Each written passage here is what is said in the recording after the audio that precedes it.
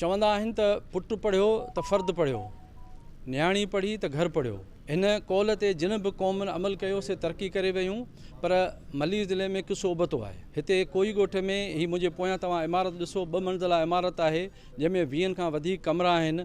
ही girls high school आहे जेको अञा ताईं कंप्लीट न थी सघियो आहे। 2011 खां शुरू थियो आहे, 2022 गुज़री वियो आहे, पर ही न थियो आहे। इन सिलसिले में अचो त अॼु हितां जे रहवासियुनि सियासी समाज अॻवान खां पुछूं त मसइलो छा आहे। 13 ताईं इन जो कमु हलियो, उन खां पोइ इन जो कमु बंदि थी वियो ऐं ठेकेदार मूंखे फ़ोन कई त भाउ हाणे तुंहिंजी पघार जेका असां नथा ॾेई सघूं, तुंहिंजो अख़लाक़ी फ़र्ज़ु आहे इन बिल्डिंग जी हिफ़ाज़त करणु। जेॾी महिल कमु हलियो त पोइ असां तव्हांखे तनख़्वाह वग़ैरह ॾींदासीं। उन खां पोइ ठेकेदार जो राब्तो बि न आहे ऐं वक़्तनि ब वक़्तनि हिते इंजीनियर वग़ैरह ईंदा रहंदा आहिनि। बाक़ी ठेकेदार जेको आहे इहे लफ़्ज़ चई जेको आहे वापसि न आयो आहे अञा ताईं।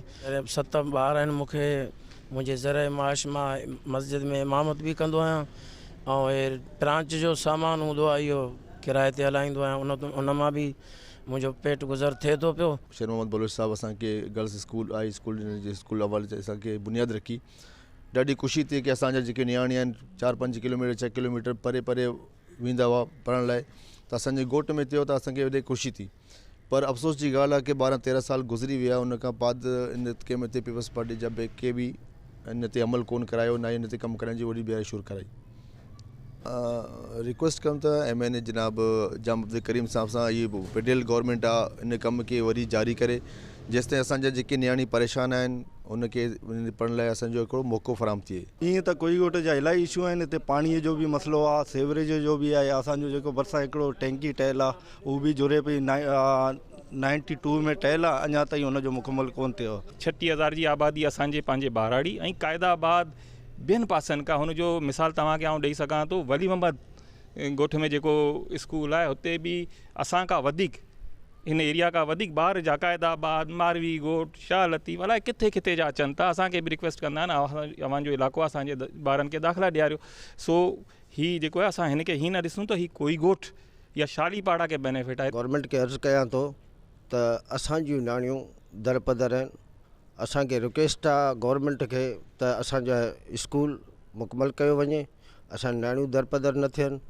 हिते मारवी ॻोठ खां वठी जामकंडे ताणी असांजी नियाणियूं दरपदर आहिनि। 2011 खां वठी ठहे पियो, पर अञा ताईं कंप्लीट न थियो आहे। हितां जूं जेके बि नियाणियूं आहिनि असां दरपदर थी 2-3 किलो माना पंधु करे ॿिए हंधि वञूं था, उते असांखे इलाही ख़्वारी थी थिए। वरी प्राइवेट स्कूलनि में था पढ़ूं, के सरकारी में थी पढ़नि। हितां जूं नियाणियूं जेके आहिनि दरपदर थी वियूं आहिनि, रुली वियूं आहिनि। हितां जो स्कूल माना अञा ताईं ठही तयारु न थियो आहे।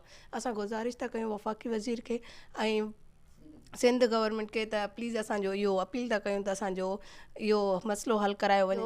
असां पढ़णु चाहियूं था, अॻिते वधणु चाहियूं था। हिते कुही ॻोठ में रहां थी।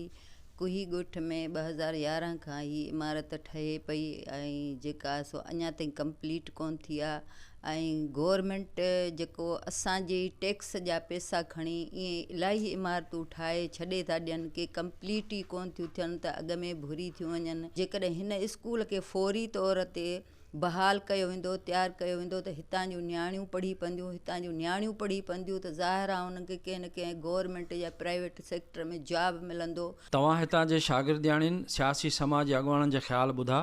संदन मुतालबो आहे त नियाणियुनि जे हाई स्कूल जो कमु फौरी तौर ते मुकमल करे तइलीमी अमल शुरू कयो वञे। Sami Memon, KTN news, Malir.